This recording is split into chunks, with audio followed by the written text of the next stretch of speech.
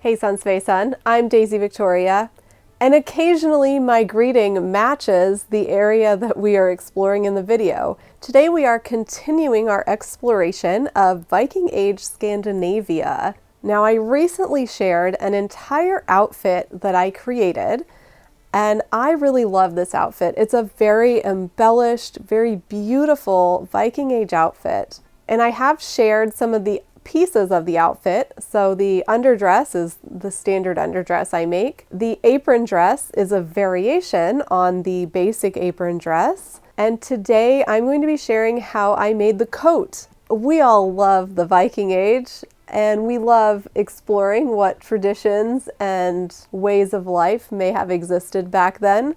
For me, that always includes the clothing. And what's really interesting about Viking Age clothing is that there's really not that much to go off of. There's very little that has survived. What we have is primarily fragments, and the depictions of their clothing are not very lifelike or realistic. So there's a lot of extrapolation and guesswork or interpretation that goes into recreating Viking Age clothing. Now, there certainly are some clothing items from this era that we know pretty well. For example, the basic tunic dress, we know sort of the general way that tunics were constructed because we have evidence from a vast many cultures in the region throughout this time, and we can kind of piece that together pretty well. We even have fully extant dresses from similar areas in slightly later times that can help us with this. What's really interesting is that for this type of style, so this classic apron dress look, we have such small fragments, and that's something that makes it very challenging to make like a truly historically accurate version of the dress. We can do our best with interpretations and make what we think might be plausible. And this coat is certainly an example of that. So this coat, which is a caftan style where it sort of wraps and it's belted or pinned shut in the front, this is really based on research by Inga Hag. She published an article called Viking Women's Dress at Birka, a reconstruction by archaeological methods. So this is a book from the 80s, and the article gives you a little bit of evidence and diagrams to suggest this idea for how this caftan coat might have looked.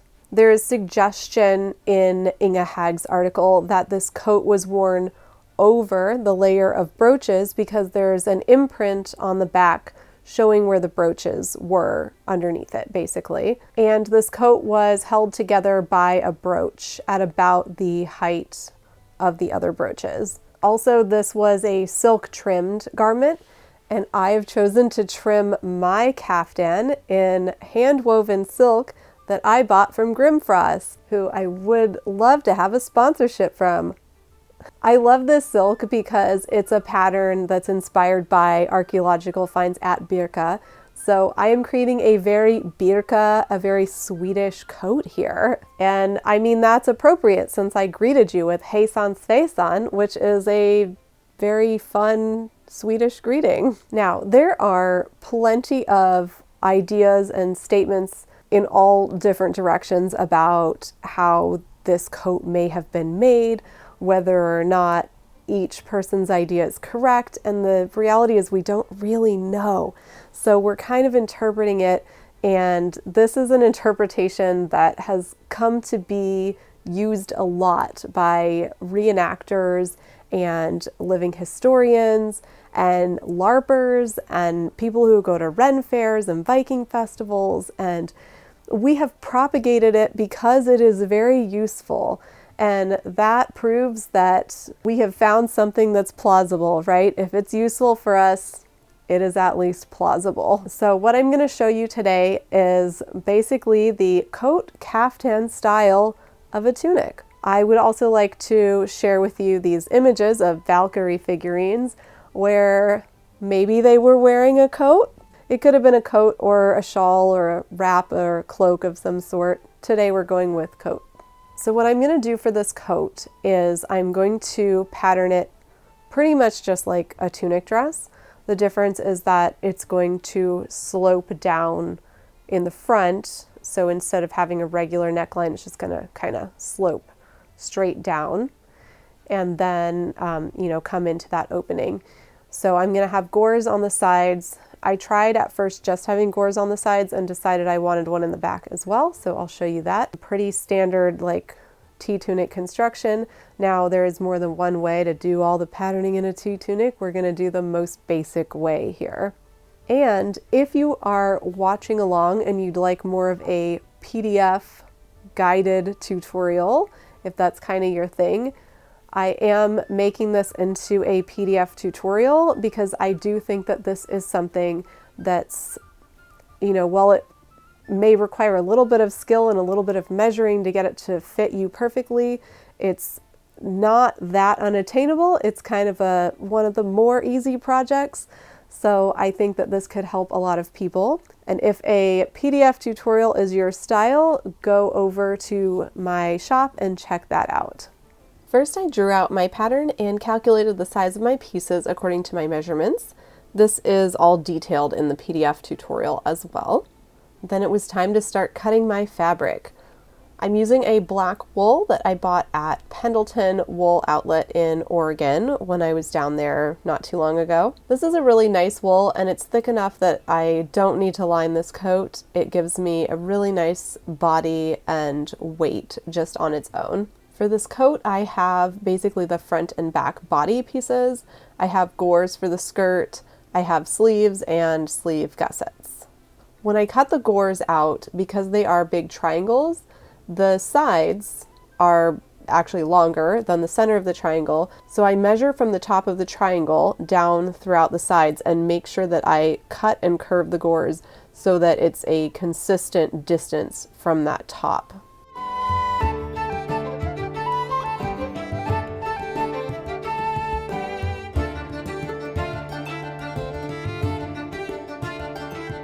To cut the neckline, I like to cut down about 2 inches in the back.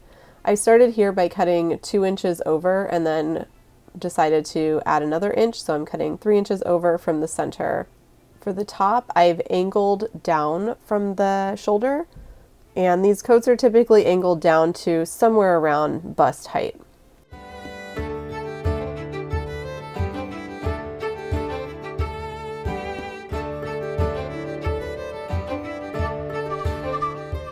I started sewing by attaching the gores to the body pieces. Here the gores are attached to the back, and then I'm going to also need to attach them to the front. You could attach the gores to the front first and then to the back. It doesn't really matter, as long as you attach them to both sides.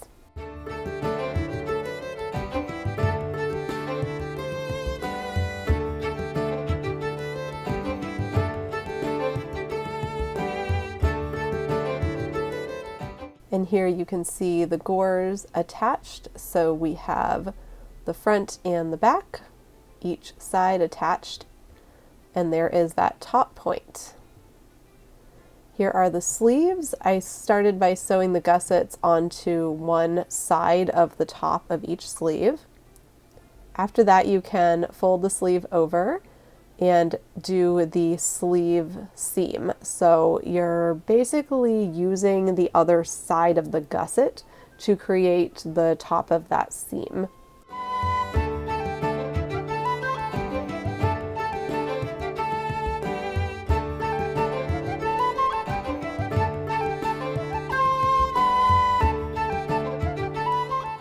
Now it's time to attach the sleeves.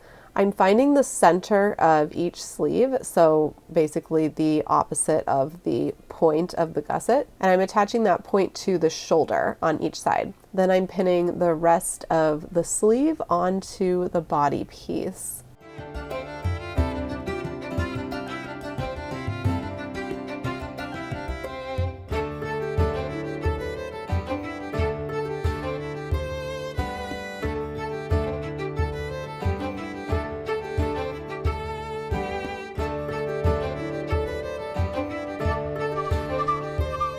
You will have an open edge between where the sleeve is pinned on and where the gores are attached, and we will just sew that shut like a regular old side seam, just a short one in between the sleeve and the gore.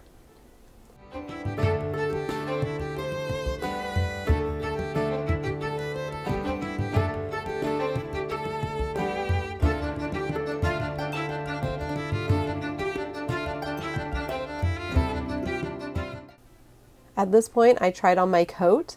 You may be finished here, well, aside from hemming and trimming, if you don't want a very full skirt, maybe if you have a shorter coat, but I definitely felt like this needed the back gore.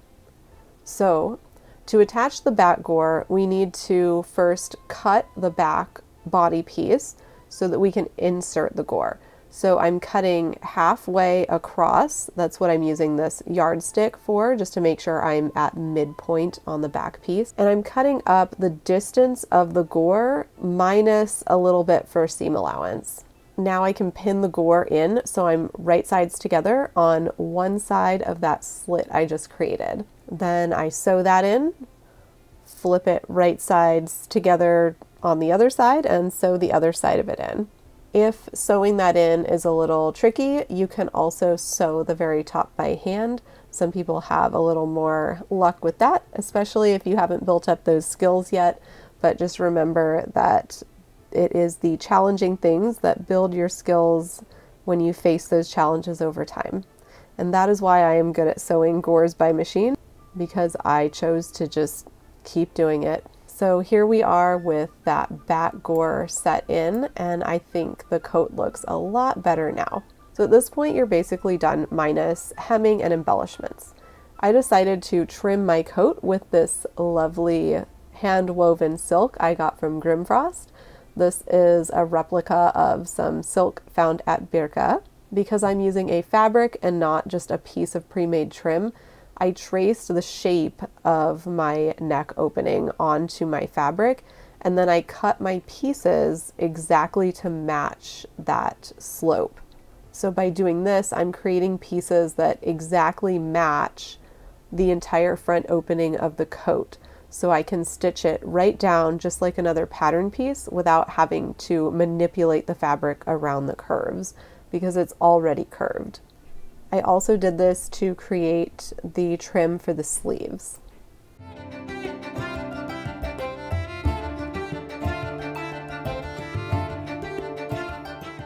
To attach the trim, I sewed it onto the front edge of the coat, and then I turned it. I turned under the raw edge of the trim, and then I'm stitching all of this down by hand. And rather than just plainly stitching it down by hand, I decided to couch on some cord to give it a little bit more dimension.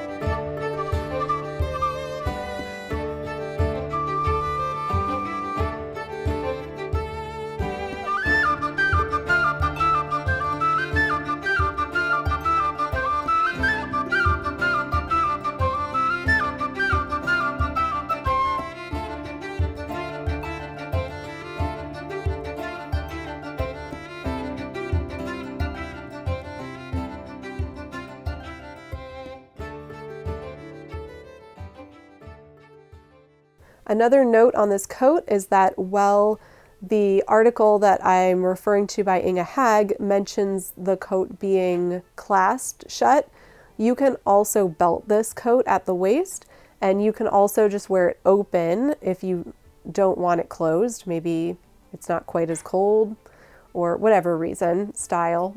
So you can wear it a variety of ways. You can clasp it shut, you can belt it, or you can wear it open. And I find that this coat is very functional and it's very comfy. And I don't, in fact, always wear it over the whole outfit. Sometimes when I'm just running around and I need to throw on something real quick, I'll just put this coat on over a plain tunic and I'm dressed enough to go take care of a couple errands real quick or something like that. And in fact, it can be a very beautiful dress, just the coat over the tunic.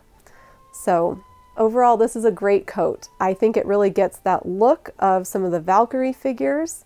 I really felt like a Valkyrie figure when I was doing the pictures in this coat.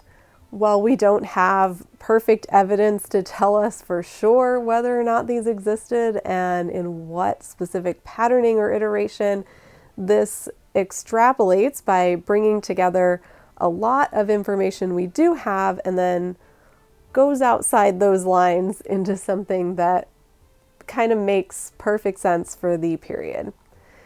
And it's very functional. It keeps you nice and warm if you need an extra layer, and it's very cozy. And I think I'll be getting a lot of use out of this coat.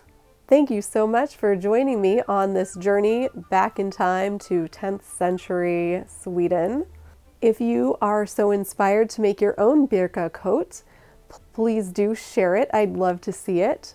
And whether you found inspiration just from this video or you need some extra assistance from like a PDF tutorial, which you can also get from me, I would be glad to see whatever it is that your brain dreams and brings to reality. You can find me on all the social medias as Daisy Viktoria. My website is daisyviktoria.com. And a special thank you to my patrons over on Patreon. I hope you all have an absolutely magical day, and I'll see you again real soon. Bye-bye.